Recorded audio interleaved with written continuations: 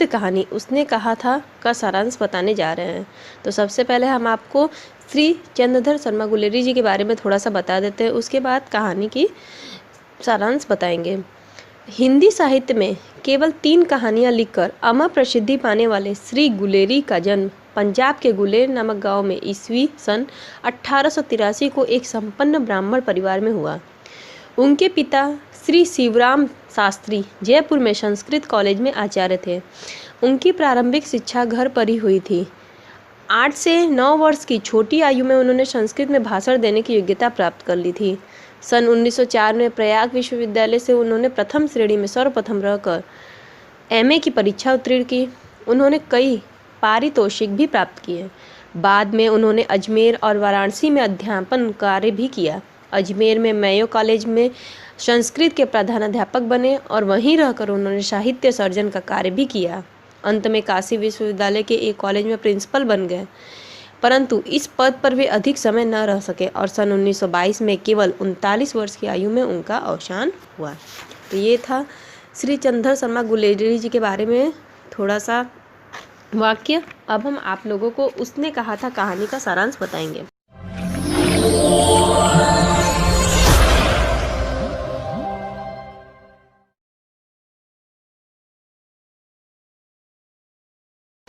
अमृतसर के इक्के गाड़ी वाले अपनी मधुर भाषा के लिए सुप्रसिद्ध है। वे छोटे बड़े सभी के साथ बड़ी सभ्यता से पेश आते हैं। उसी अमृतसर के बम्बू कोट वाले के मोहल्लों में 12 साल की उम्र में अपना मामा के यहाँ जाने पर बाजार में मिली 8 साल की एक लड़की से दुकान पर लहना सिंह की भेंट हो जाती है। दुकान से सौदा लेकर जब दोनों लौटते हैं तो लड़की को छेड़ने के लिए उससे कुड़माई मीन सगाई की बात पूछता है। लड़की धत कहकर उत्तर देती है। यही क्रम कुछ दिन तक चलता रहता है। शुद्ध मन से की गई छेड़छाड़ धीरे धीरे प्रेम में बदलने लगती है। लेकिन एक दिन अपने प्रश्न के उत्तर में लड़की उसे बताती है कि कल उसकी कुड़माई हो गई और रेशम से कड़ा सालू मीन्स ओढ़नी बताती है। यह सुनते ही लड़का अशांत और निराश हो उठता है। वह रास्ते में चलते हुए अनेक आने जाने वालों से टकराकर अंधे की उपाधि पाता हुआ घर पहुंचा।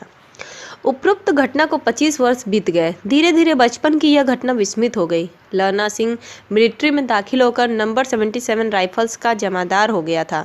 एक बार मिलिट्री में 7 दिनों की छुट्टी लेकर वह जमीन की पैरवी करने अपने गांव आया था। उसी समय प्रथम महायुद्ध छिड़ा हुआ था। तुरंत अपने स्थान पर लौटने का हुक्म मिला। उसी के साथ सूबेदार हजारा सिंह का खत भी मिला और वह लौटते हुए उनके घर होकर निकले। पुत्र बोधा सिंह के साथ वे तीनों साथ साथ चलेंगे। लहना सिंह के प्रति सूबेदार का विशेष प्रेम था, इस कारण वह आमंत्रण को न टाल सका। वह सूबेदार के यहाँ जा पहुँचा। कुछ देर बाद जब दोनों चलने को हुए तो सूबेदार हजारा सिंह ने कहा, सूबेदारनी तुम्हें जानती है, जाकर जरा मिल आओ।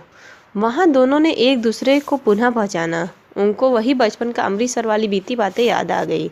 जाते समय बचपन के प्रेम की दुहाई देते हुए अपने पति और पुत्र के प्राणों की रक्षा करने की भी भीख मांगते हुए उसने कहा, जिस प्रकार उस दिन अपने आप घोड़े की लातों में जाकर भी मुझे बचा लिया था, उसी तरह अब इन दोनों को भी बचाना। इसके बाद वे तीनों लहना सिंह, हजारा सिंह और बोधा सिंह देश से बहुत दूर युद्ध में भाग लेने के लिए यूरोप की भूमि पर पहुंचे। लहना सिंह लड़ाई के उस मैदान में चुपचाप सूबेदार हजारा सिंह और उसके पुत्र बोधा सिंह का ध्यान रखने लगा। एक बार बोधा सिंह के बीमार होने पर स्वयं मुसीबतें उठाकर भी लहना सिंह ने उसकी खूब अच्छी देखभाल की और उसे अच्छा कर दिया। एक दिन एक जर्मन गुप्तचर अंग्रेज अफसर का वेश धारण करके इसके पास आ पहुंचा। सब लोग खंदक में छिपकर लड़ रहे थे। उस बनावटी लपटन ने सूबेदार हजारा सिंह को कहीं दूर भेज दिया और केवल 8 सैनिक को खंदक में रहने दिया। उसके साथ बात करते हुए लहना सिंह को उसके गुप्तचर होने का संदेश हुआ। उसने दिया सलाई लाने का बहाना करके अपने साथियों के पास जाकर उन सबको सावधान कर दिया और खुद भी सावधान हो गया। उसने देखा कि वह लपटन खंदक में छोटे छोटे बम रखकर रस्सी से उन्हें जोड़ता जा रहा है। इसका इरादा इस खंदक को ही उड़ा देना था। देने का था। लहना सिंह ने तुरंत ही वजीरा सिंह को सूबेदार को समाचार देने के लिए भेज दिया।